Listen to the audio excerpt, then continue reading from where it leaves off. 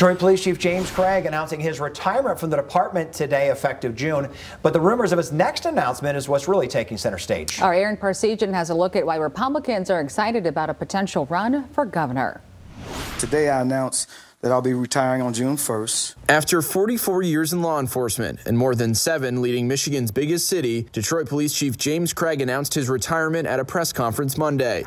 Well, rumors swirled about a potential run for governor in his near future. I have not made that decision. I'm not ruling it out. Not ruling it out, but confirming he is in fact a Republican. Yes, I am a Republican, and many of you knew that.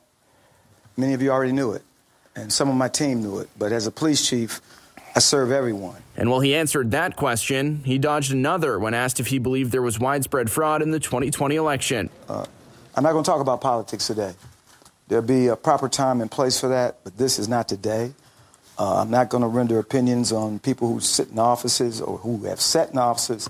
So I'm just not going to make any statements on that today. Craig has made a name for himself in part due to frequent appearances on Fox News. I hate to say it, but many of my colleagues who sit in my seat, they're quiet. His tough on crime and pro-law enforcement stances gained the praise of former President Trump. I think he's terrific. I think he's just an incredible representative, too. He speaks so well about a very important subject. And according to experts, his similarities to Trump's style could lend itself well in a GOP primary. That kind of strong sense of leadership of being authentic, being unafraid of the media, being unafraid of the Democrats.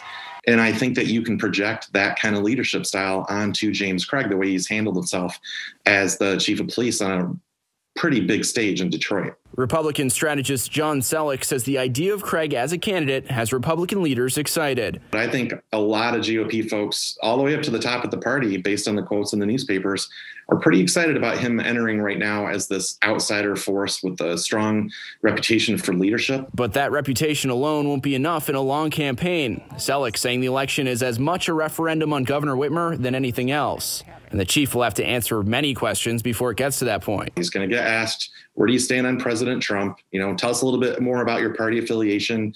In your past, were you a Democrat or Republican? Where were you at? Did you vote? But then pretty soon it's going to be, how would you do things differently than Governor Whitmer? There's no doubt Craig will be the biggest name to enter the field if he chooses to do so. And his name could be big enough to garner widespread GOP support. The GOP has been hungering for somebody to get behind because I think they see a floundering governor right now. She could turn it around, but she's floundering right now. And they're like, okay, can we get our team on the field? Can we get going? And I think that's why, anecdotally, we've seen a ton of really positive reaction to Chief Craig's, the rumors of him getting in the race. For Fox 17 News, I'm Aaron Parsegian.